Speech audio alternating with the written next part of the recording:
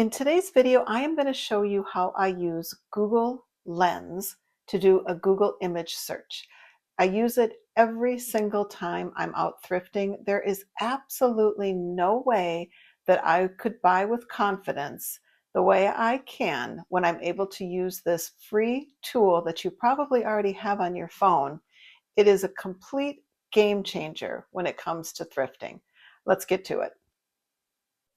So this is the app I use.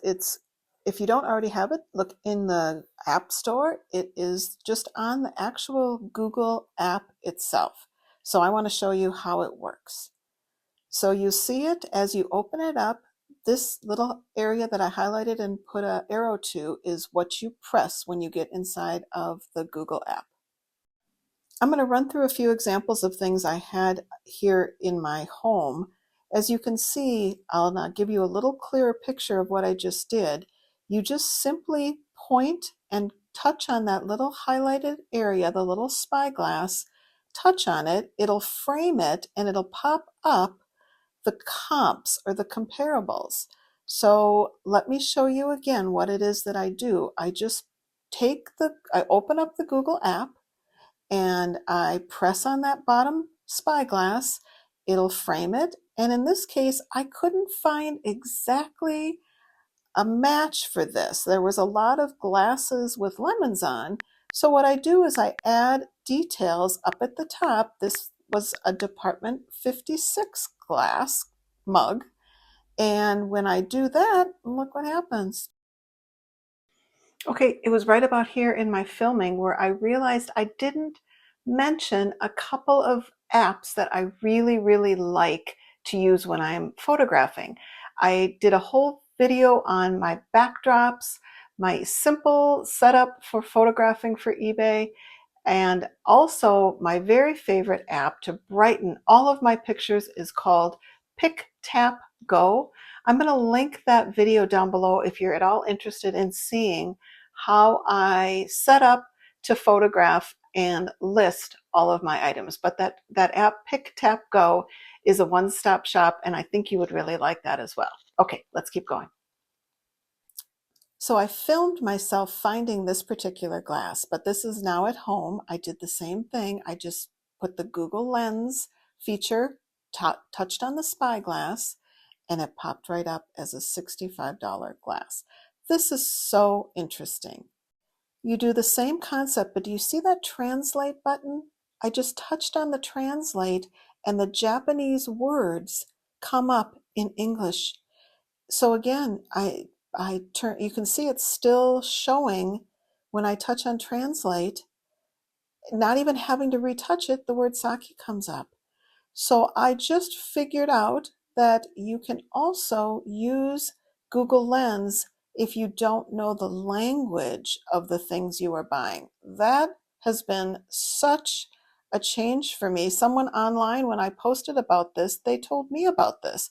I really love this feature. And of course it recognizes many different languages. So what an awesome feature. So once I've determined it's something I'm interested in buying, I also want to show you how I look up comps. So in this case, you go into the eBay app. That's the one I primarily use. And once you're in the app, you go down to the bottom, again, to the spyglass feature, and you want to do a search. And what you're going to do is you're going to search for this item that you now have found. So in this case, I'm going to use this Lennox Elijah's cup. Normally you would type it in, but I had this one saved. Normally you type it in search. And up pops all of the examples in the eBay app of Lennox Elijah's cup. So I just did a video on purchasing this one, and this is the process that I used.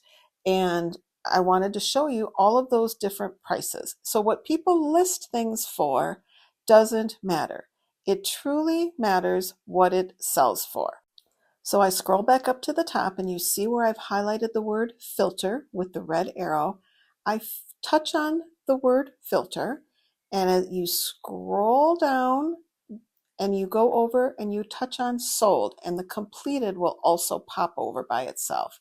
So this is what's important, what it sold for.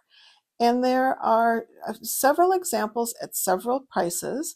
And you may be wondering, why does some sell at one price and some sell at another? Another important feature is how many are listed versus how many sold. I believe in this case, 12 were listed and there were 9 sold. That's a really good sell-through rate, what they refer to. That's an important piece. If there's 1,000 listed and only 3 sold, that's not a good pickup. But I wanted to tell you some of my opinions on why these prices are. I think truly sometimes it's a supply and demand issue where if there were only just a couple, it was near the holidays, some of these may sell higher than something that's sold not during the holidays. If you need it, supply and demand. I think it's important to make sure your coloring is right. If you're going to do a white or ivory item, put it on a black background. That all you have is your photos. That's the first line of defense to get your things sold. So just make sure when you're taking photos that yours really does stand out as the best. So there you have it. It's really simple. And sometimes the only problem I might have is if the internet connection isn't very good, I just tend to go by a window or by a door, and I do my Google image search that way as well.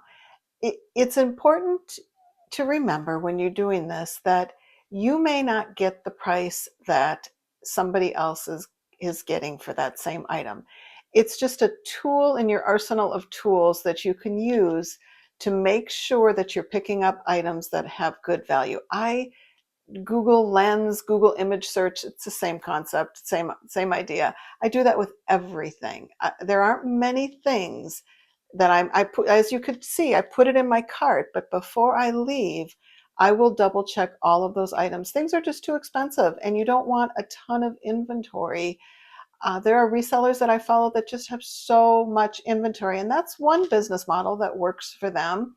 But you have to wonder if you're buying all those items and you're storing them, how quickly you're flipping them over to get that good price. So use it as a tool, create a business model that works for you. I don't think it's great to have a lot of inventory sitting in your home. That's just my opinion.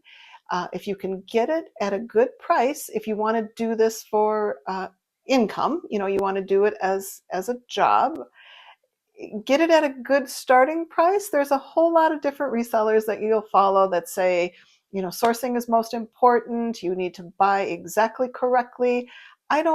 For me, I don't buy exactly correctly.